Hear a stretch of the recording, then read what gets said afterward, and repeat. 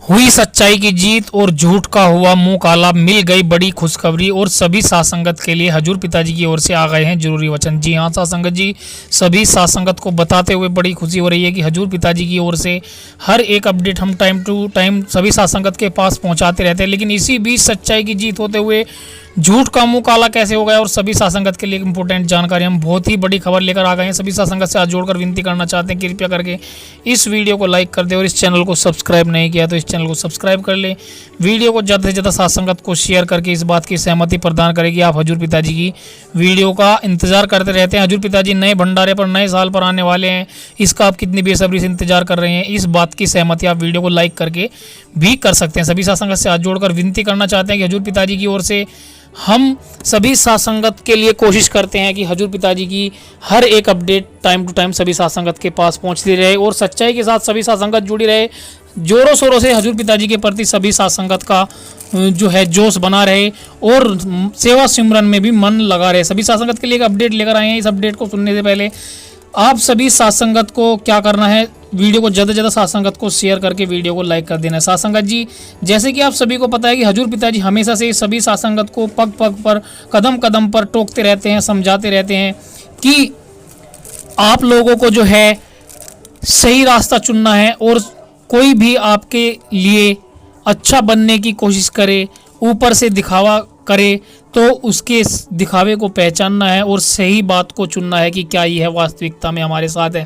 लेकिन हजूर पिताजी इस बात को सच भी करके दिखाते हैं। हजूर पिताजी पहले तो सभी साथ संगत को समझाते हैं और अगर हजूर पिताजी के वचनों पर कोई साथ संगत चलती है और जो भी हजूर पिताजी के वचनों को मानता है तो उनका पग पर हजूर पिताजी साथ भी देते हैं। साथ संगत जी, यह कोई ऐसी बात नहीं है, ये एक सच्ची घटना पर आधारित है। एक घटना हम सभी साथ संगत को जो बताने जा रहे हैं, इस घटना को सुनने के बाद आप सभी साथ संगत बोलेंगे कि हाँ, हमारे सतगुरु संत डॉक्टर गुरमीत राम रहीम सिंह जी इंसा हमारे लिए हर वक्त तैयार रहते हैं। और हजूर पिताजी का जेल में जाने का कारण भी यही है कि हजूर पिताजी सभी साथ संगत के कर्म अपने ऊपर ले लेते हैं, क्योंकि बहुत लोगों को हजूर पिताजी के द्वारा नामदान दिया गया है और बहुत लोगों से ये वचन भी लिया हुआ है कि आज के बाद तुम्हारी जो देखभाल है वो हम परमपिता परमात्मा से अरदास कर करवाते रहेंगे। सभी साथ संगत के लिए हजूर पिताजी अरदास करते हैं और इसी बात पर हम एक आपको घटना सुनाने जा रहे हैं। एक कौवा एक हिरन का दोस्त था और एक वहाँ पर सियार भी रहता था। साथ संगत जी, इस बात को सुनने के बाद आपको पता लगेगा कि कौन अच्छा दोस्त होता है और कौन आपके लिए दिखावे का दोस्त होता है। आपने देखा होगा कि हजूर पिताजी की दोस्ती जिसने भी की है, हजूर पिताजी से जिसने जो वचनों पर पालन करते हुए मांगा है वो मिला है। उसी प्रकार से एक कौवा एक हिरन और एक सियार की जो घटना हम बताने जा रहे हैं। एक कौवा और एक हिरन अच्छे दोस्त थे, लेकिन उनके बीच एक सियार आ गया और उसको बहुत ही ज़्यादा उनसे जलन होने लगी। सियार ने क्या किया, हिरन से दोस्ती बनाने की कोशिश की और जो है उसका विश्वास जीत लिया। तो सियार ने क्या किया, एक दिन क्या बोला कि हिरन को कि आप मेरे साथ घूमने चलो, हम अच्छे दोस्त हैं। जैसे भाई आपने देखा होगा कि बहुत लोग आपसे बहकावे की बात करते हैं, आपके घर पर आकर बैठते हैं, वो आप ये नहीं समझ पाते कि ये किस लालच में आ रहा है। आपको तो लगता है कि यह एक अच्छा इंसान है, अच्छी बातें करता है, मुझसे अच्छी दोस्ती कर रहा है, तो आप उसके बहकावे में आ जाते हो और वो अपने टारगेट को अपने मन में रखता है। या तो आपकी बहन बेटी अच्छी हो या आपकी बहू अच्छी हो, यानी कि कुछ भी हो सकता है। हजूर पिताजी भी इस बात को सत्संग में फरमाते हैं। तो सत्संग जी, आपको ऐसे लोगों से सावधान रहना है और जो भी आपका सच्चा दोस्त होगा वो आपसे दिखावे की दोस्ती नहीं करेगा। हमारे संत डॉक्टर गुरमीत राम रहीम सिंह जी इंसा है, वो एक अच्छे दोस्त है। उसी प्रकार से एक कौवा भी उसका अच्छा दोस्त था। कौवे ने हिरन को समझाने की कोशिश की कि यह जो सियार है बहुत तेज है, आपको इससे दूर रहना होगा, क्योंकि जो इंसान मुंह पर समझाता है वही एक अच्छा दोस्त होता है, वो चाहे बुरी लगे या अच्छी। क्योंकि हजूर पिताजी भी सभी साथ संगत को मुंह पे ही बोल देते हैं, सभी साथ संगत के बीच में डंके की चोट पर समझाते हैं। जो कोई बुरा काम होता है तो और बुरा काम आप करते हैं तो हजूर पिताजी डंके की चोट पर बड़े सत्संग में भी इस बात को बोलते हैं। तो कौवे ने भी उसके मुंह पर जो है हिरन के मुंह पर ही कहा कि यह जो आपका दोस्त दिखावा की दोस्ती करता है, लेकिन यह आपका दोस्त नहीं है। तो सियार ने कहा कि चलो घूमने चलते हैं, लेकिन हिरन ने उसकी कौवे की बात नहीं मानी और सियार के बहकावे में आकर वह घूमने चल दिया। तो जैसे ही एक शिकारी के खेत पर पहुंचा तो शिकारी ने जाल बनाया हुआ था और जो है जाल में वह हिरन फंस गया खेत में, उसके बाजरे के खेत में। तो दोस्तों अब आती है अच्छी दोस्ती की, अच्छा दोस्त कौन है, कौवा है या सियार है हिरन का। तो दोस्तों सियार देखो वहाँ पर बाजी पलट जाता है और सियार जैसे ही उसको बोलता है, वो बोलते हैं ना कि टाइम पर धोखा देना, गिरगिट की तरह रंग बदलना, उसी प्रकार से जो है सियार ने जो है रंग बदल लिया और वह हिरन से कहने लगा कि अब मैं खेत के मालिक को बुलाऊंगा और वह आपको मार डालेगा और जो है आपको मारने के बाद आपके शरीर का एक मांस का टुकड़ा मुझे भी खाने को मिल जाएगा। इस बात से हिरन बहुत दुखी हुआ कि भाई ये मेरी सहायता करने की बजाय और उल्टा ये बात बोल रहा है कि मैं जो है कि इसको बुला के लाऊंगा खेत के मालिक को, और बुलाने के लिए बोल रहा है, सहायता करने के लिए तो क्या बोलता है, और उसको बुलाने के लिए बोल रहा है। इस प्रकार से वह बहुत दुखी हुआ और ज़ोर ज़ोर से रोने लगा। तो कौवे को जब उसके हिरन की रोने की आवाज़ सुनाई दी तो कौवा जो है वहाँ पर पहुँच गए। हजूर पिताजी भी इसी प्रकार से सभी सासंगत के साथ रहते हैं। हजूर पिताजी के ये वचन भी है, अगर आप किसी संकट में फंसते हो तो परमपिता परमात्मा आपकी देखभाल करता है, वो किसी भी रूप में आकर करे। उसी प्रकार से हजूर पिताजी भी, आपने देखा होगा कि हजूर पिताजी टाइम टाइम पर जब भी आपके ऊपर कोई बुरा संकट आता है और परमपिता परमात्मा को आप सच्चे दिल से याद करते हो तो कहीं ना कहीं वो किसी न किसी रूप में आपकी सहायता करता है। उसी प्रकार से जब हिरन जोर जोर से चिल्ला रहा था तो कौवे को आवाज़ आई और उसने अपनी उसकी सहायता के लिए कौवा वहाँ पर पहुँचा। तो कौवे ने क्या किया, उसको समझाया कि जब वह सियार उसको बुलाने के लिए चला गया, उसके घर के पास रेंगने लगा किसान के, तो कौवा वहाँ पर हिरन के पास गया और हिरन को समझाया कि आपको क्या करना है, उसकी सहायता की, भाई आपको जो है नाटक करना है मरने का। तो दोस्तों और जैसे ही उसकी बात उसने कुछ उसके कान में भी कही हिरन के, तो उसकी बात वह समझ में आ गई कि हाँ कौवा मेरी सहायता के लिए आया है और मुझे मरने का नाटक करना होगा। तो जैसे ही सियार उसको किसान को बुलाकर लाया तो वह जैसे ही किसान अपने खेत पर पहुंचा सियार के कहने पर, तो वहाँ उसने देखा कि हिरन मरा हुआ पड़ा है, लेकिन वह यह नहीं जानता था कि यह नाटक कर रहा है। और जैसे ही उसने उसका जाल खोला और उसे देखने की कोशिश की तो हिरन तुरंत के तुरंत एकदम से भाग गया। जो बात उसने कौवे ने हिरन के कान में बोली थी कि तुझे तुरंत के तुरंत एकदम से जैसे ही जाल खुलेगा भाग जाना है, तो उस बात से जो है किसान को बहुत ज़्यादा गुस्सा आया। उसने गुस्से में आकर फिर सियार को ही मार डाला। तो दोस्तों इस बात से हमें यह सीख मिलती है कि हमें क्या करना है, अपने सद्गुरु को पहचानना है। सद्गुरु अगर हमारे मुंह पर हमें कोई समझाने की कोशिश कर रहा है, जैसे कौवे ने हिरन को समझाने की कोशिश की लेकिन उसने उसकी बात नहीं मानी, तो हमें भी ऐसे समझने की कोशिश करनी है कि हजूर पिताजी हमें पल पल कदम कदम पर समझाने की कोशिश करते हैं। और जो कोई हजूर पिताजी की बात को बुरा मानता है और उसमें उसी का घाटा होता है, क्योंकि हजूर पिताजी कभी किसी का बुरा नहीं चाहते। जो भी बात बोलते हैं उनकी बात में बहुत ज़्यादा गहराई होती है। अगर आप भी मानते हैं कि हजूर पिताजी की बात में सच्चाई है और हजूर पिताजी के वचनों पर आप कोशिश करते हैं चलने की, तो वीडियो को लाइक करके इस बात की सहमति प्रदान करनी है, क्योंकि हम हर रोज़ हजूर पिताजी के साथ साथ आपको मोटिवेशन देने की कोशिश करते हैं और कहानी के माध्यम से आपको कुछ ना कुछ अपडेट पहुंचाने की कोशिश करते हैं। सभी सासंगत के बीच में हजूर पिताजी नए साल पर जल्द ही लौटने वाले हैं। आप सभी सासंगत हजूर पिताजी का बेसब्री से इंतजार कर रही है, तो इस वीडियो को लाइक करके इस चैनल को सब्सक्राइब कर लेना है। आप हजूर पिताजी के आने के लिए कितना वेट कर रहे हैं, इस चैनल से जुड़ जाना है ताकि हर एक अपडेट हम आप सभी सासंगत को पहुंचा सके। हजूर पिताजी के इंपॉर्टेंट वचन भी हम आपको सुनाने जा रहे हैं। हजूर पिताजी के इंपॉर्टेंट वचन डालने से पहले एक बार फिर से कहना चाहते हैं कि हजूर पिताजी की इस वीडियो को लाइक कर दे और इस चैनल को सब्सक्राइब नहीं किया तो इस चैनल को सब्सक्राइब कर ले, क्योंकि अगर आप चैनल को सब्सक्राइब करके बेल आइकन को ऑन कर लेते हैं तो अगली अपडेट आपके पास ऑटोमेटिकली पहुँच जाती है। चलिए हजूर पिताजी के वचन स्टार्ट करने से पहले एक बार फिर से बोल दे कि वीडियो को लाइक कर दे। स्टार्ट करते हैं अब हजूर पिताजी के इंपॉर्टेंट वचन। सत्संग में आने से जन्मों जन्मों के पाप कट जाते हैं। सत्संग में आने से इंसान को खुद का मूल्यांकन करने का तरीका मिल जाता है। मैं कैसा हूं, मैं क्या करता हूं, क्या गलत है, क्या सही है, क्या करना चाहिए और क्या नहीं करना चाहिए। और कोई कह दे तो इंसान बुरा मान जाता है कि मुझे बुरा कहा तो कहा क्यों, मुझे रोका तो रोका क्यों। लेकिन जब संत सत्संग सुनाते हैं, सच्ची बात बताते हैं, तब इंसान को पता चलता है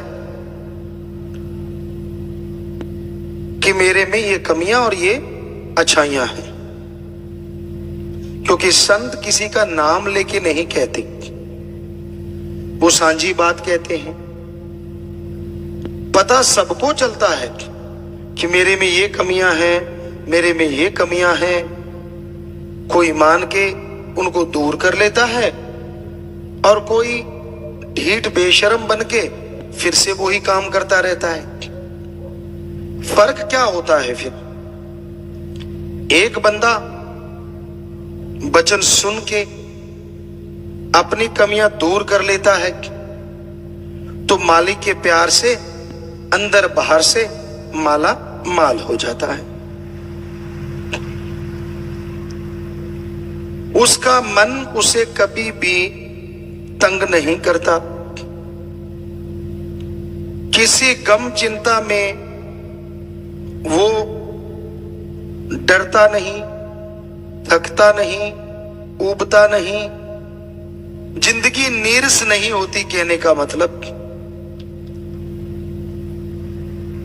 एक दूसरा होता है, सुनता है, हां जी करता है, लेकिन सिर्फ जी हजूरिया, सुना समझा, मानने के नाम पे फिर वहीं का वहीं। ऐसे इंसान का मन बार बार हावी होता रहता है। परेशानियां, टेंशन उसकी बनी रहती है। बेवजह, बिना वजह वो दुखी परेशान होता रहता है। तो फकीर राम की बात सुनाते हैं, जो सुन के मान लेते हैं उन्हें अंदर बाहर कोई कमी नहीं रहती, और जो हां जी करके मानते नहीं, फल उन्हें भी सत्संग में बैठने का मिलता है, पर अगले जहां में आत्मा को, इस जहां में वो खुशियां हासिल नहीं कर पाते। तो सत्संग में संत ऐसे कौन से वचन कहते हैं जो मानने चाहिए? आप रूटीन बनाओ, आप रोजाना क्या क्या करते हो, क्या क्या करना चाहिए। रोजाना अगर रोजाना आप ऐसा करते रहोगे और उस रूटीन में, दिनचर्या में राम का नाम शामिल जरूर कर लो। 5 मिनट, 7 मिनट, 10-15 मिनट, आधा घंटा, बाकी टाइम जितना ज्यादा देना वो आपकी इच्छा। तो आप वो टाइम निश्चित कर लो। खुला टाइम रखने से राम का नाम नहीं जपा जाता। जिस टाइम राम नाम जपना होगा, 1000 कार्य और आ जाएंगे। अगर फिक्स है कि हाँ भाई सुबह 5 से लेके 10-15 मिनट, आधा घंटा मैं जाप करूंगा, तो नेचुरली आप जाप भी कर पाएंगे और राम नाम का फायदा भी उठा सकेंगे। खाना खाते हैं आप, सुबह उठते आदत होती है, कई चाय के बिना उठते ही नहीं, और नाश्ता खाना खाते हैं, दोपहर का खाना, रात का खाना, चाय दूध जो भी चलता रहता है, सबके लिए आपने टाइम फिक्स कर रखा है। तो राम नाम के लिए क्यों नहीं? तो ईश्वर की भक्ति के लिए टाइम देना बहुत जरूरी है। शाम का समय भी फिक्स करो। अगर आप ज्यादा बिजी हैं तो सोने से 10 मिनट पहले जाप कर लो, आधा घंटा पहले जाप कर लो। और अगर आप खाली हैं, ठीक है, तो टाइम एक फिक्स कर लो कि भी हाँ 8 बजे, 9 बजे, 10 बजे, जो भी आपको ठीक लगता। तो टाइम फिक्स करने से आदत बन जाएगी राम नाम की, क्योंकि अल्लाह वाहिगुरु राम का नाम जपना ही मुश्किल है, बाकी हर चीज की आदत बन जाती। आप बैठे बैठे चुगली करते हैं, निंदा करते हैं, दूसरों की बुराइयां गाते हैं, उसके लिए कभी ट्रेनिंग लिए? जी नहीं, क्योंकि ये काल की नगरी है और काल का साजो सामान लेने के लिए ट्रेनिंग की जरूरत नहीं है। गुस्सा, क्या कोई ऐसा स्कूल है यहां ये सिखाया जाता हो कि गालियां कैसे देनी है, थप्पड़ कैसे मारना है? नहीं है ना, पर आप सब ट्रेंड है, जिसको ना छेड़ो तो ही अच्छा। इसी बात पे एक बात याद आ गई। एक आदमी बिच्छू बेच रहा था, लोग बिच्छू खरीद रहे थे। उसने कहा सबके 5 रुपए। बड़ा बिच्छू था, छोटा था, ऐसे था। तो किसी ने कहा यार तेरी अजीब दुकानदारी, तो छोटे का भी वही रेट, थोड़ा सा बड़ा है उसका भी वही रेट, चक्कर क्या है? पता है क्या कहा उसने? हाथ लगा के देखो, डंक एक जैसा मारते। तो आज किसी को छेड़ के देख लो, गर्मी का मौका है, वैसे तो ना ही छेड़ो तो अच्छे रहोगे। ये तो सर्दी में उबलते रहते हैं, गर्मी में तो उबले ही पड़े हैं, क्योंकि वैसे टेम्परेचर हाई होता है। किसी को छेड़ लो, यूं लगता है जैसे नंगी तारों के हाथ लगा दिया हो। तो इसके लिए कोई स्कूल नहीं, कोई कॉलेज नहीं, सब ट्रेंड है। अब फिर है मोह ममता। अब बच्चा होने वाला है, मां को कोई ट्रेनिंग थोड़े ना देता है कि बच्चे से मोह कैसे आएगा। ये नेचुरल है। बच्चा गर्भ में आया, पेट में आया, तो मां की तारें जुड़ती चली जाती हैं, एहसास होने लगता है अंदर से, भावनाएं पैदा हो जाती हैं। और जैसे बच्चा बाहर आता है तो मोह ममता पूरी तरह से छा जाती है। फिर बाप दादा परदादा सब। तो क्या ट्रेनिंग स्कूल है कोई मोह ममता का? नहीं है। लोभ लालच, इसके ट्रेनिंग स्कूल हैं कहीं कहीं कि लोगों की जेब कैसे काटनी है पता भी ना चले। बिजनेस के तरीके सिखाए जाते हैं, लेकिन लोभ लालच का कोई स्कूल नहीं है। ये अपने आप पैदा होता है, और जब ये पैदा हो जाता है तो बेटा बाप को मार सकता है, भाई भाई को मार सकता है, क्योंकि लोभ लालच के कारण आपने सुना होगा जगह जगह कत्लो गारत मच जाती है। एक ही खून होता है, सगे भाई होते हैं दो, सगी बहनें होती हैं, लेकिन उनमें दरार आती है ज्यादातर लोभ लालच के कारण। एक का काम अच्छा हो गया, एक बेचारी थोड़ी सी गरीब रहेगी, तो वो उसे बात ही नहीं करती। बात करेगी तो यूं जैसे नौकर हो। हमने ऐसा सुना नहीं, देखा भी है। आप में से कोई ना कोई बैठा होगा यहां, बुरा ना मानना। उसको लगता है मेरा स्टैंडर्ड अप है, जितना मैं हूं वैसा कोई भी नहीं। वो अपने बहनों को, अपने भाइयों को बिल्कुल नौकरों की तरह सब। तो ये बिल्कुल गलत। ये है लोभ लालच और अहंकार। अहंकार का भी कोई स्कूल नहीं। बिना वजह अहंकार करते रहेंगे। कोई थोड़ा सा काम अच्छा कर लिया, यूं मैं ये कर दूं, मैं वो कर दूं, और कई बार थूक के चाटना पड़ता है। वो काम होते नहीं, बाकी सारे हंसते हैं, क्यों भाई कर लिया। ये बड़बोले ना बनो तो ठीक नहीं। ज्यादा बड़बोला बनते हो, ज्यादा अहंकार दिखाते हो, तो दुखी होना पड़ता है। ईगो और अणख गैरत दो अलग चीजें।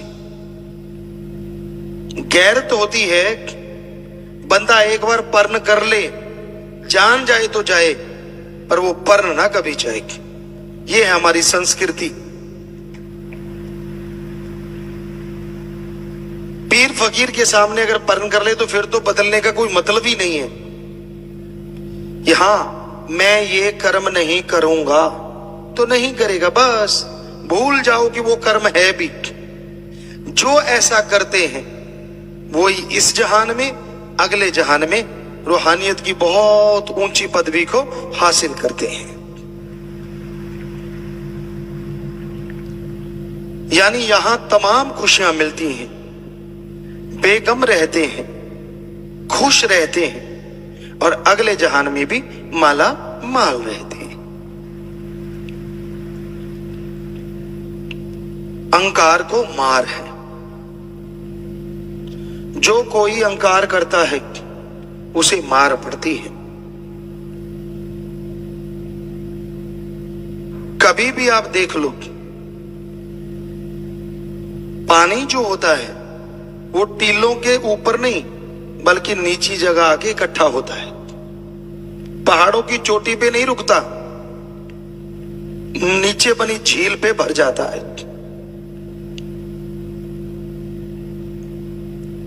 फल जितना ऊंचा होगा पेड़ को क्षति उतनी ज्यादा होती है, क्योंकि उसको तोड़ने के लिए लोग कभी पत्थर मारते हैं, कभी कुछ मारते हैं, या आजकल नई टेक्निक आ गई, लेकिन पुरातन समय में पेड़ की टहनियां ज्यादा टूटती थी फल जितना ऊंचा होता था, और झुका हुआ फल लोग आराम से आसानी से तोड़ते थे, पेड़ की टहनी भी नहीं टूटती थी। तो अहंकार को मार है। अहंकार ना किया करो। कमियां खुद में होती हैं, निकालते आप अल्लाह वाहिगुरु राम में है। सो कमी कभी भगवान में हो ही नहीं सकती।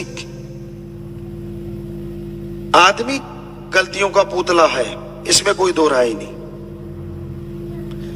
लेकिन आदमी की ईगो अहंकार ऐसा होता है वो अपनी कमी नहीं मानता, संतों में भगवान में कमियां निकालता रहता है और पापों का भागीदार बनता चला जाता है। इसलिए अपने गिरेबान में देखिए, चारपाई के नीचे कहते ना निगाह मारनी चाहिए, दिए तले अंधेरा। दूसरों को ज्ञान देने से बेहतर है पहले खुद उस ज्ञान में डूब के अपने आप को पवित्र बना लो,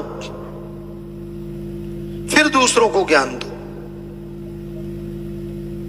आजकल ये बातें आम होती हैं, बात पे बात ख्याल में आ गई। जहाज में बैठते हो आप, कभी ध्यान दिया आपने? वहां एक अनाउंसमेंट होती है कि ऑक्सीजन की कमी आ गई तो मास्क बाहर आ जाएंगे। किसी और के मास्क चढ़ाने से पहले खुद का चढ़ा लो। तो वही बात है, किसी और को ज्ञान देने से पहले खुद अमल कर लो, फिर दूसरों को ज्ञान देना। अगर खुद अमल नहीं करते, अगर खुद आप ज्ञानवान नहीं बनते, तो दूसरों का ज्ञान देने का कोई फायदा नहीं होता, क्योंकि जब वो आप में वो कमियां देखेगा तो वो भी बदल जाएगा। इसलिए संत ज्ञान बताते हैं, क्योंकि गुरु की कृपा से, सतगुरु की दया में रहमत से सतगुरु उनके अवगुणों को, उनकी बुराइयों को 100% साफ कर देता है, और फिर वो ज्ञान देते हैं, भक्ति करते हैं, तो जो भी कोई उनकी बात मानता है उसके अंदर बाहर माला माल होता चला जाता है। यह कलयुग का समय, और इसमें राम नाम में बैठना बहुत ही मुश्किल है। सतयुग ऐसा समय होता था, लोग सैकड़ों साल मालिक की याद में बैठे रहते थे, लगे रहते। लेकिन इस कलयुग में थोड़ा सा समय भी राम नाम में लगाना पड़ जाए तो इंसान को यूं लगता है जैसे उसने काफी बोझ उठा रखा हो। चुगली करनी हो, निंदा करनी हो, किसी की बुराइयां गानी हो, धड़ल्ले से लोग गाते हैं।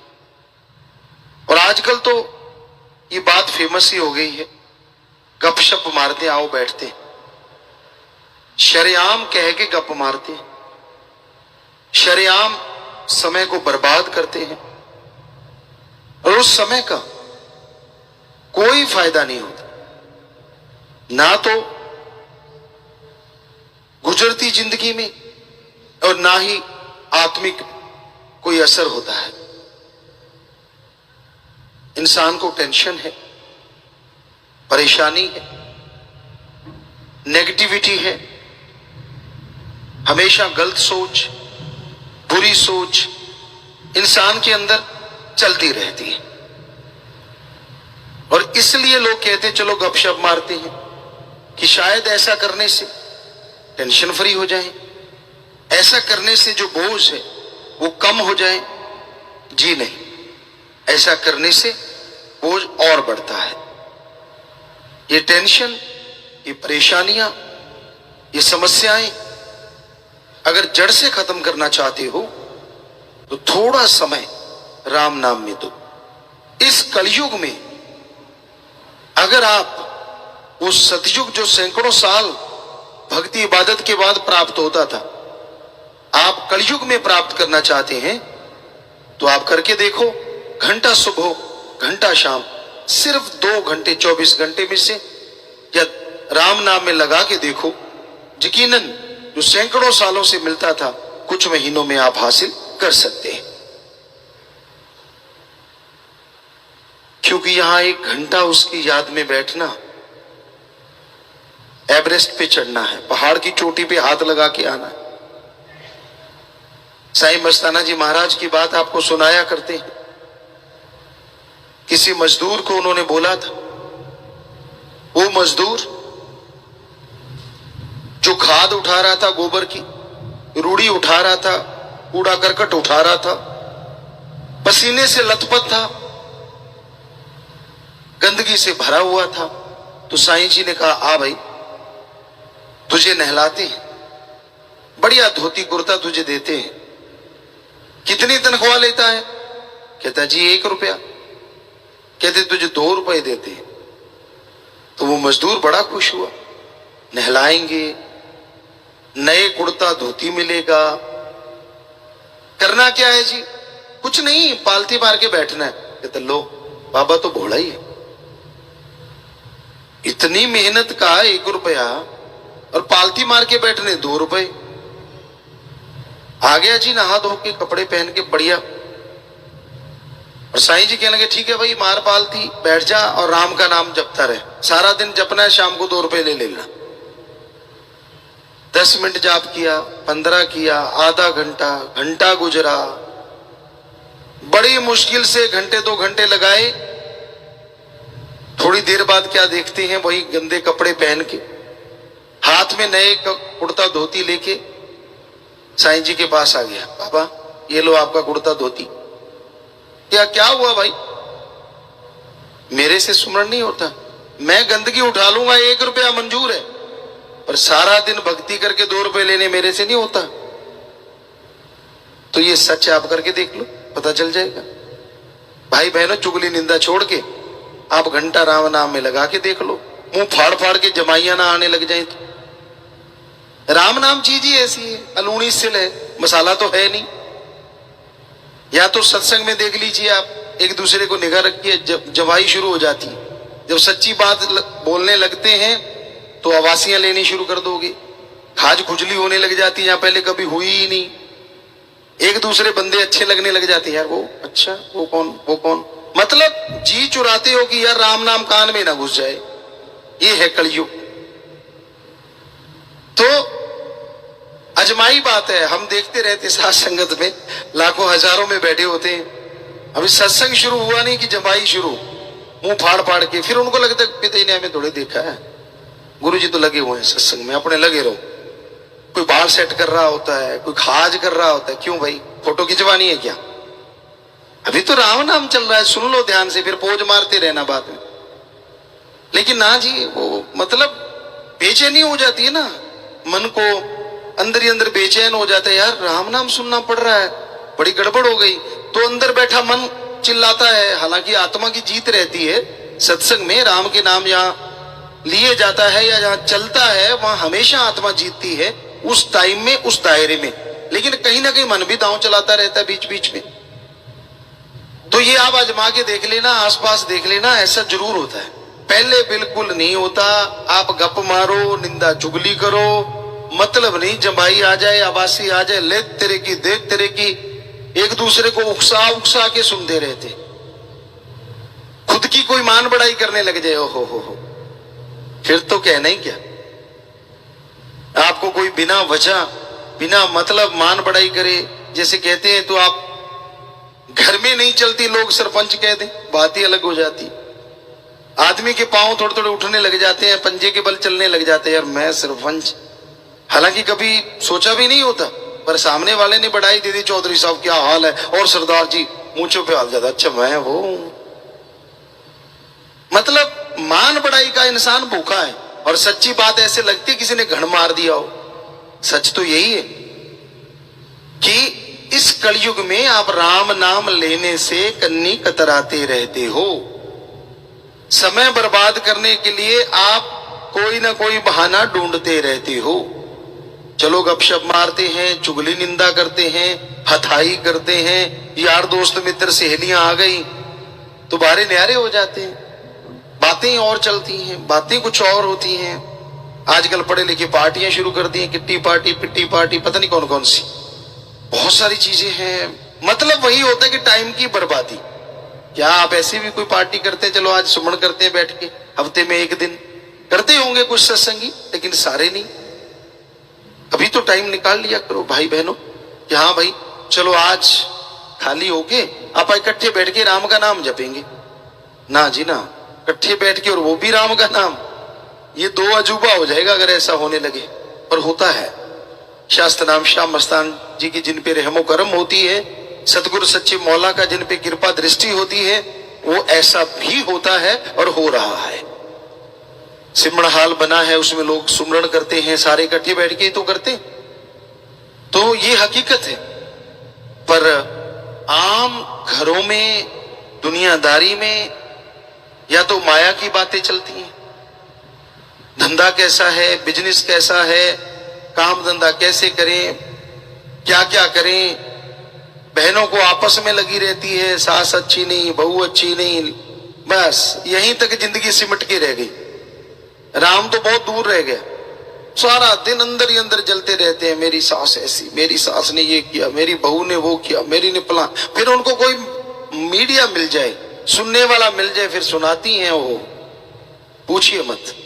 हालांकि अंडरस्टैंडिंग है। आपकी बेटी जो होती है, जब आपको लड़ती है, आप कभी भी नहीं कहते कि बेटी लड़ी। क्या बताते हो दुनिया को कि आज मेरे से मेरी बेटी लड़ी? नहीं। और बहू 100 से 1% भी बोल दे तो सब जगह गुनगुनाते फिरते हो कि मेरे को ये बोला। क्यों भाई, वो भी तो बेटी है। और बेटियां पता नहीं क्यों ऐसा करती हैं, बहू को जरा सा सासू ने कुछ कह दिया, सब जगह शोर मचाती है। क्या मां नहीं लड़ती थी, क्या मां नहीं डांटती थी? तो अगर सासू ने डांट दिया, वो भी तो मां है। क्यों नहीं सोचते आप ये चीजें? पर वो आपके दिल में ज्यादा लगती है क्योंकि वो आपका खून नहीं है। तो यही गलत है। हमारे जिन्होंने रिश्ते बनाए थे संत पीर फकीरों ने, उसमें यह साफ समझाया था कि एक दूसरे की सत्कार करना सीखो, इज्जत करना सीखो, तो आपको इज्जत जरूर मिलेगी। पर यह भी है कि जो उम्र के पक्के होते हैं, कई उनकी आदतें होती हैं जो बचपन से लेके पक जाती हैं, पर छोटी उम्र वाला जो होता है उसकी आदत अभी ताजी ताजी होती है। तो उसको चाहिए कि थोड़ा सा वो उस तरह से ढल जाए, और बड़ों को तो ढलना ही चाहिए। तो ये राम नाम से ही पता चलता है। दुनिया में ऐसा कुछ नहीं होता। लोग तो लड़ना सिखाते हैं। गांव में आम कहावत होती थी कि ये दाल लेने नहीं आई, ये झगड़ा करवाने आई। एक दूसरे के घर सब्जी लेने जाते हैं, गांव में आम बात है। सब्जी की कटोरी हाथ में होती, 15 चुगलियां करके फिर चले जाते। अब वो सब्जी में भी मसाला डाल के ले गई, क्योंकि जो जैसा वो भी मन वैसा खाइए। जैसा अन्न है वैसा मन होता है, और जैसा मन है वैसा अन्न हो जाता है। या आपने उस टाइम में वो जो चीजें की हैं वो असर तो लाजमी होगा। तो आप राम नाम के लिए भी समय निकाला करो। और काम धंधा करते रहते हो, कभी ये सोचा करो कि हाँ, आधा घंटा सुबह आधा घंटा शाम को मैंने सुमरण करना है, मैंने भक्ति करनी है, कम से कम चलो 15 मिनट सुबह शाम। बाकी काम के लिए जिंदगी पड़ी है। लेकिन ना जी, 15 मिनट निकालने ऐसा लगता है, निकाल के भी ये कहता है ले भगवान मैंने निकाल दिए, कल को लाना मत देना। है ना हैरानी की बात। अरे तू अपने लिए निकाल रहा है, तेरा फायदा होने वाला है, ये एहसान किस पे जता रहा है? भगवान जी का इसमें क्या फायदा होगा? वो तो तेरा फायदा करेंगे, तूने भक्ति की है। और काम धंधा करके कोई एहसान नहीं जताते, लेकिन भक्ति में जरूर होता है। तो भक्ति बिना ऐसा कुछ सोचे करनी चाहिए। ये नहीं कि मैं 1 महीना करूंगा, मेरा 10वां द्वार खुल जाना चाहिए। ये गेट थोड़ी है जाके कुंडा खोल लोगे। अब एकाग्रता क्या पता कितनी देर में आएगी आपके अंदर। कईयों की तो कई साल नहीं आती एकाग्रता, लगे रहते हैं। अब सुमन चल रहा है अंदर, बाकी साजो सामान चल रहा है, चुगली चल रही है, फला जगह क्या हो रहा होगा, मेरे खेत में क्या चल रहा है, मेरी दुकान पे क्या है, अंदर सिमरन चल रहा है। ये कोई सिमरन है? जब सुमरण करने लगो तब अगर 10 मिनट भी करते हो, सिर्फ और सिर्फ भगवान को याद करो। चाहे 10 मिनट ही करो, लेकिन उस टाइम में दूसरा ख्याल ना आए, तो वो भक्ति घंटों की भक्ति से हजारों गुना अच्छी है, वो 10 मिनट की भक्ति। तो भक्ति के समय सिर्फ और सिर्फ भक्ति किया करो, बाकी बातें नहीं होनी चाहिए। मालिक से प्रार्थना किया करो, हे प्रभु, हे राम, हे सतगुरु मौला, मेरा ध्यान आपकी याद में जुड़े, मुझे इतनी शक्ति देना कि मैं आपकी भक्ति करके दया में रहमत हासिल कर सकूं। और कितना आसान तरीका दिया हमें साईं मस्ताना जी दाता रहबर ने, शास्त्र नाम शाह मस्तान जी ने। ये सच्चा सौदा बनाया, उसी का ये महीना चल रहा है। इसी महीने में इसकी नींव रखी गई और इसको बनाया गया, जो आज करोड़ों लोगों को रास्ता दिखा रहा है। ये उन्हीं का रहमो करम है। उन्होंने रहमो करम किया, ये रास्ता बनाया, तो आज कितने लोग सुखी हैं, कितनी बुराइयां छोड़ के राम नाम में लगे हुए हैं और घर स्वर्ग जन्नत जैसे बने हुए हैं। तो सतगुरु मौला को अगर आप तोहफा देना चाहो, उसके वचन सुनो, वचन सुन के अमल किया करो। यकीनन ये वो तोहफा है जो आपकी जिंदगी संवार देगा और आपको मालिक के नजदीक ला खड़ा करेगा। जिंदगी के नजारे अगर आप लूटना चाहते हैं तो बहुत जरूरी है अपने अंदर की ईगो, अहंकार को त्याग दो। जब तक आपके अंदर अहंकार रहेगा तब तक परमपिता परमात्मा अंदर होते हुए भी नजर नहीं आएगा। आज संसार में एक चीज कॉमन नजर आती है, वो है डबल फेस।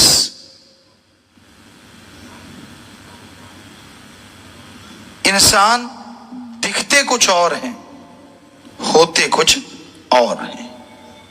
जैसे कहावत है, हाथी के दांत खाने के और दिखाने के और। आज के दौर में कुछ ऐसा ही इंसानों के साथ है, लोगों के साथ है। यहां लोग दिखते कुछ और हैं, होते कुछ और हैं। सभी नहीं, पर ज्यादा गिनती ऐसे लोगों की है। मालिक के प्यारे भी हैं जो दिखते हैं वैसे ही होते हैं, पर उनके अलावा डबल फेस ज्यादा दुनिया में नजर आते हैं। और इसलिए किस पे भरोसा करें, किस पे भरोसा ना करें, आदमी सोचता रहता है। मासूम से चेहरे वाले, जिसे लोग क्यूट कहें या कुछ भी कहें, अंदर कितना गुनाह का आग का समुंदर लिए घूमते हैं ये कोई नहीं जानता। इसलिए आप किसी को देख के ये नहीं कह सकते कि ये इंसान कैसा है। पुराने समय में एक कहावत होती थी, पंजाबी में खास करके बड़ी मशहूर थी, आदमी का पता चलता है बाप है या राप है। मतलब या तो उसके साथ व्यवहार हो, काफी व्यवहारिक मामले आपके चलते रहें, या फिर आप उसके साथ कोई लंबा रास्ता तय कर रहे हो। पहले लोग पैदल चलते थे तो 4-4, 5-5, 6-6 दिन चलते रहते थे कि भाई ये हो नहीं सकता कि 7 दिन कोई बंदा अपने अंदर डुप्लीकेट ही बना के रखे, वो जरूर जो है वो निकल के आएगा। और अगर व्यवहार बढ़ गया उससे तो पता ही चल जाएगा साफ साफ कि ये आदमी है कैसा। इसलिए किसी के चेहरे पे मत जाइए। कौन सही है कौन गलत है ये आप व्यवहार से पता कर सकते हैं। जब इंसान का व्यवहार पड़ता है तो पता चलता है हाँ ये सही है गलत। संत सभी से प्यार करते हैं, चाहे कोई सही है चाहे कोई गलत है, क्योंकि वो समाज में आते ही प्यार मोहब्बत का संदेश देने हैं, प्यार मोहब्बत लुटाने हैं, ताकि इंसान खुशियों के काबिल बन सके। वो कभी किसी का पर्दा नहीं उठाते, प्यार से समझाते रहते हैं, बेटा मान जा ना कर, मान जा ना कर। सत्संग में समझाते हैं, जिसके अच्छे भाग्य होते हैं सिमरण करे, सेवा करे, संतों के रूप में आके ईश्वर उन्हें समझाते हैं, रोकते हैं, रुक जा रुक जा रुक जा, तेरे लिए दलदल आने वाली है, तेरे लिए गलत होने वाला है। कई समझ के मान जाते हैं और अपने आप को बदल लेते हैं। वो हमेशा खुशियों से जुड़े रहते हैं। कई ऐसे होते हैं बागड़ी में कहते को मानो नहीं, कि मैं तो मानूंगा ही नहीं चाहे कुछ हो जाए। संत फिर भी अपनी बात कहने से बाज नहीं आती, वो कहते ही रहेंगे मान जा बेटा, लेकिन उसके अंदर ऐसा होता है मन जालिम इतना उस पर छाया होता है कि उसको लगता नहीं ये मैं अगर छोड़ दिया तो मेरी जिंदगी खत्म हो जाएगी। और इसलिए उनके मन के पीछे लग के वो नरकों की दलदल में फंसते चले जाते हैं। बेचैनी, टेंशन, परेशानी उनके पल्ले बढ़ जाती है, चेहरे का नूर उड़ जाता है। रंग गोरा चिट्टा हो, नयन नक्श सुंदर हो, ये खूबसूरती नहीं होती। चेहरा दग दग करता हो, नूर उसमें से झलक रहा हो, कोई टेंशन नहीं, कोई परेशानी नहीं, मस्त मौला खुश, वो सांवला क्यों ना हो वो सबसे सुंदर लगता है और दिलों को भा जाता है। तो रंग तो भगवान के दिए, काला भी हैं, पीले भी हैं, गोरे भी हैं, गेहुआ भी हैं, पता नहीं कितने तरह के कलर हैं इस दुनिया में। लेकिन जिनके चेहरे बेरुखे हैं, बेरौनके हैं, साफ पता चल जाता है। चेहरे को देखो रौनक है ही नहीं, पता चल जाता है इतनी टेंशन, इतनी परेशानी, ये गलत काम वो गलत काम, सारा दिन इसी में खचत। संतों से आप अपने आप को नहीं छुपा सकते। कहावत है दाई से पेट कैसे छुपाओगे। बच्चा जनना होता है और दाई से पेट कैसे छुपाया जा सकता है। उसी तरह फकीर जो होता है वो सतगुरु अल्लाह वाहिगुरु राम का नुमाइंदा होता है, और वो भगवान जी फकीर को निगाह देते हैं। जब वो निगाह मारते हैं तो पता चल जाता है कौन किस खसलत का मालिक है, कौन सी दुकान किस चीज की बनी हुई है और दिखावा क्या है, अंदर क्या है। तो इसलिए अपने आप को बदल डालो। अगर उसकी रहमतों को बेहिसाब पाना है, अगर उसके रहमो करम को हासिल करके मालामाल होना है, तो एक कहावत है कि गुरु पीर फकीर, जो सच्चा हो, जो खुद कुछ लेता नहीं, कोई इच्छा नहीं रखता, आपके भले के लिए, आपके सुख के लिए हर कर्म करता है, जब ऐसा गुरु मिल जाए तो शिष्य को अंधा बहरा गूंगा बन के चलना होता है। ये नहीं कि बोलो नहीं, ये नहीं कि सुनो नहीं, ये नहीं कि देखो नहीं, जो गुरु दिखाए वो देखो, गुरु कहे वो कहो, और गुरु जो सुनाए वो सुन के उस पे चलते जाओ। हम आपको लिख के गारंटी देते हैं, अरे 10वां द्वार तो क्या, नूरी सुरू यूं आपके सामने खड़ा हो जाएगा। वचन मानने नहीं, अमल करना नहीं, दोष अपने को नहीं देना, गुरु पीर फकीर को, अल्लाह वाहिगुरु राम को, तो और बेड़ी में बट्टे, और बेड़ी में बट्टे। तो इसलिए फकीर कभी नहीं कहते कि आप कोई बुरा कर्म करें, फकीर कभी नहीं चाहते किसी का बुरा हो। आप गलत कर्म करते हैं, आप बुरे कर्म करते हैं, आप गिरते हैं बार बार मन के कहने से, पर संत एक ऐसे होते हैं फिर भी आपके लिए मालिक से दुआएं करते रहते हैं, हे ईश्वर ये तेरे नादान हैं, मूर्ख हैं, नहीं समझते, पर तू तो दया का सागर है, दया करता रहे, रहमत करता रहे। बस आगे मालिक जाने और आप जाने। फकीरों का काम, अगर वो माँ बाप बनते हैं दोनों जहान के, तो दोनों जहान में उनकी संभाल करना भी फकीर का फर्ज बन जाता है। इसलिए वो अपने बच्चों को कभी भी बद्दुआ नहीं देते, किसी को भी नहीं देते, सबका भला करते ही नहीं, भला सोचते रहते हैं। आप क्या सोचते हो वो आप मर्जी के मालिक, और संत जो सोचते हैं वो यही होता है कि मालिक सबका भला करे। गलत कर्म करने से आपको रोके, बुरे विचारों से आपके दिलो दिमाग को साफ करे, आपको हिम्मत दे, ताकि आप नेकी पे, भलाई पे चलते हुए तमाम खुशियां हासिल करें जिसके आप हकदार हैं, और वो खुशियां भी आपको मिलें जिसकी अभी आप हकदार नहीं पर बन सकते हैं। हर इंसान सुखी रह सकता है अगर उसके अंदर आत्मविश्वास, विल पावर हो। आत्मविश्वास किसी मेडिकल स्टोर से नहीं मिलता। आत्मविश्वास एलोपैथी, आयुर्वेदा, नेचुरोपैथी, किसी के पास आत्मबल का टॉनिक नहीं है।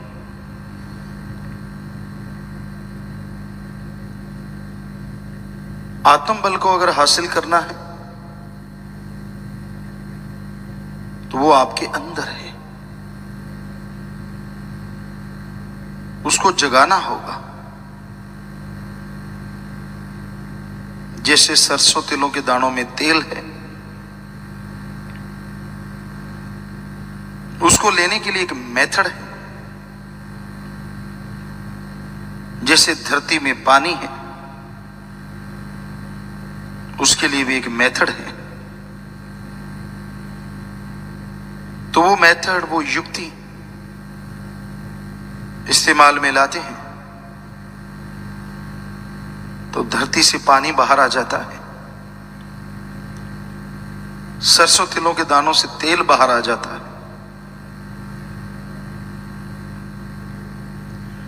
उसी तरह विल पावर, आत्मविश्वास आपके अंदर है।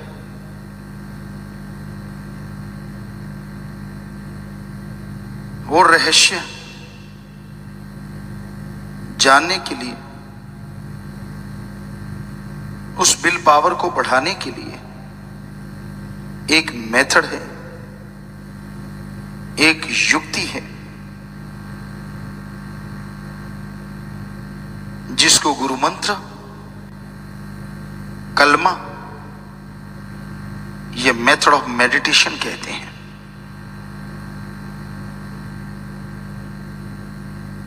मेथड ऑफ मेडिटेशन लेके आप अभ्यास करें, आत्मबल बढ़ेगा।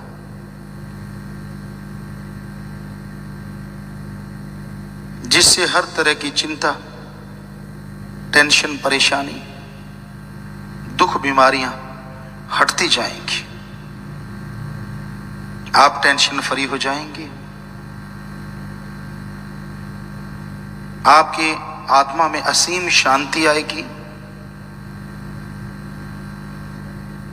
और जब अंदर शांति होती है, आदमी जिस तरफ भी देखता है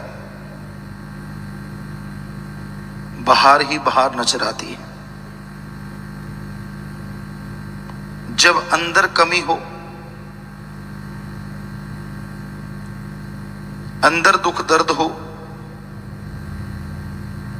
चाहे मौसम बहार हो, तो भी पतझड़ नजर आता है।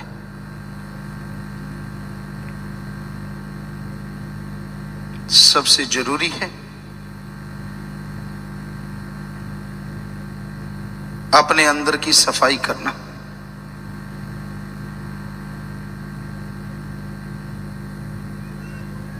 बाहर आप सफाई करते हैं, नहाते हैं, अच्छे कपड़े पहनते हैं, पर दिलो दिमाग की सफाई किसी दवा से, टॉनिक से नहीं, बल्कि मेथड ऑफ मेडिटेशन से की जा सकती है। अपने अंदर विचारों का शुद्धिकरण कीजिए, सुमरन कीजिए। 24 घंटे में से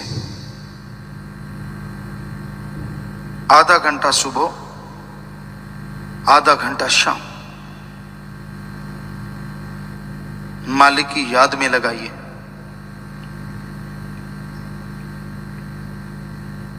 तेईस घंटे फिर भी आपके पास दुनियावी काम धंधे के लिए हैं,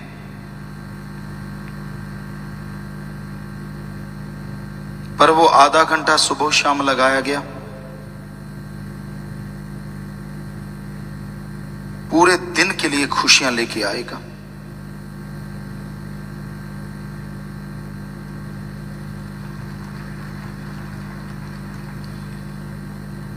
आप टेंशन फ्री रहेंगे,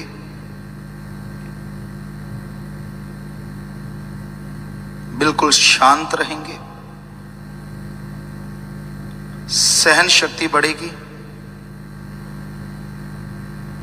बात बात पे तुनक मिजाज यानी गुस्सा नहीं आएगा।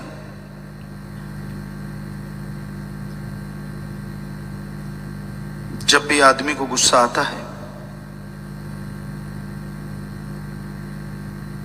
वो अपना नाश ज्यादा करता है।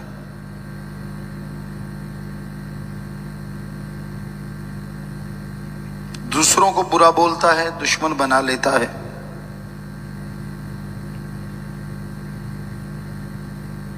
पर गुस्सा सबसे बड़ा दुश्मन खुद का होता है।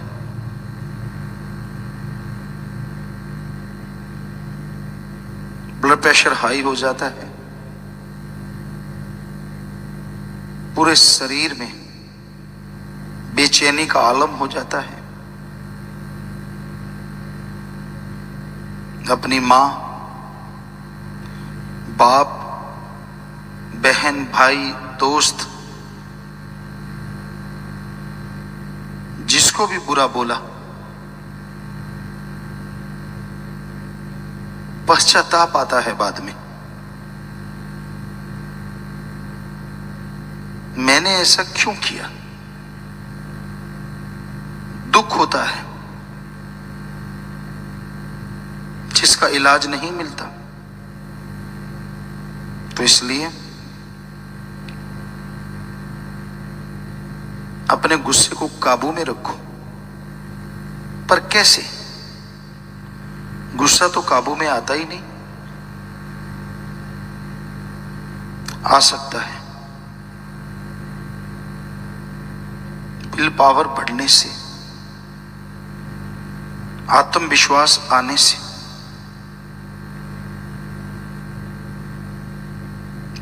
आप सुबह शाम आधा घंटा नहीं दे सकते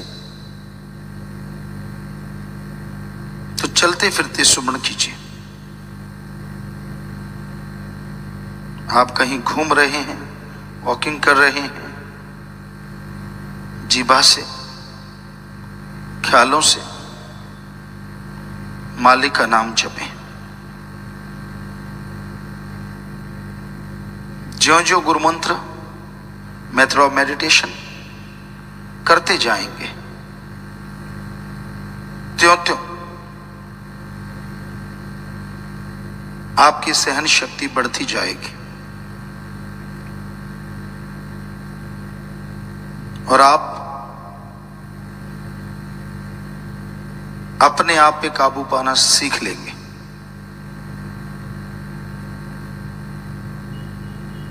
जो अपने आप पे काबू पा लेते हैं वो दुनिया के सबसे सुखी इंसान होते हैं।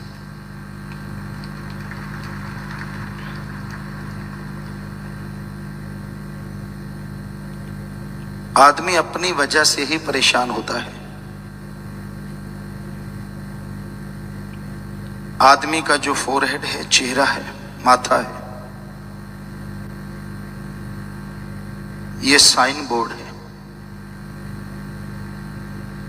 दुकानों में जाएं, मॉल में जाएं, दुकान के बाहर साइन बोर्ड होता है, इसमें ये सामान है।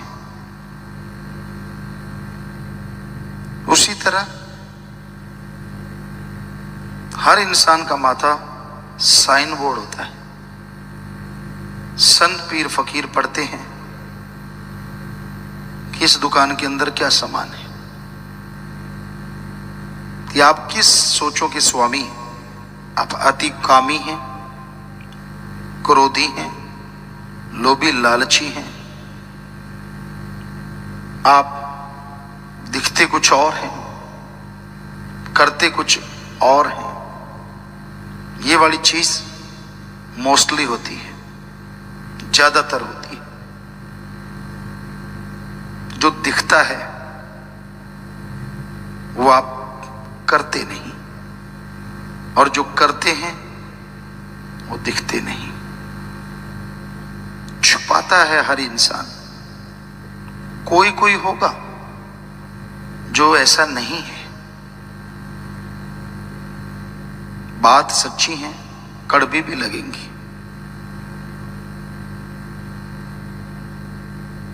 आप जब दिखते हैं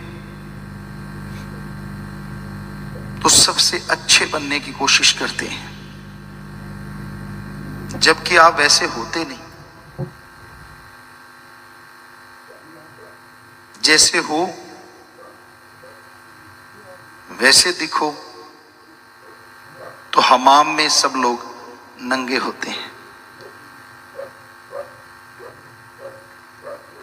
स्नान घर में, हमाम का मतलब नहाने वाली जगह, कपड़े पाके तो शायद ही कोई नहाता हो, यहां वो भी मिल जाएंगे, लेकिन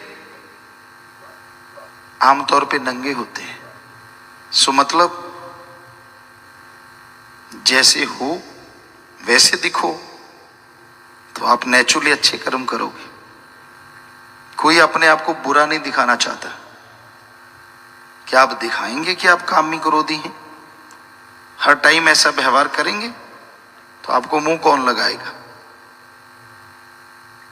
इसलिए आप दिखने में बिल्कुल शांत नजर आते हैं कि आप जैसा कोई दूसरा है ही नहीं,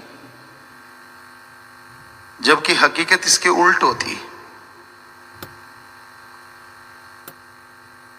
तो कहने का मतलब आप में इतनी हिम्मत ही नहीं है कि आप जो हैं वो दिख सके। तो हिम्मत जुटाइए, सुमरन कीजिए, आप वास्तव में अच्छे बन जाएंगे।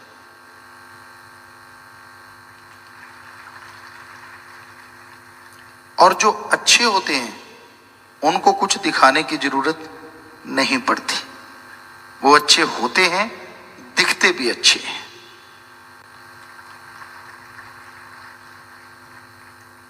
इसलिए अपनी खुदी को, अपने अहंकार को मिटाओ। हर टाइम खुदी, हर टाइम ईगो में डूबे रहते हैं। मैं कुछ हूं, मान रखो, गुमान नहीं। कॉन्फिडेंस रखो, ओवर कॉन्फिडेंस नहीं। तो ऐसा अगर आप कर पाओ, दुनिया के सबसे सुखी हो जाओगे। गम, दुख, चिंता यानी टेंशन फ्री हो जाओगे और परमानंद की प्राप्ति आपको जरूर होगी।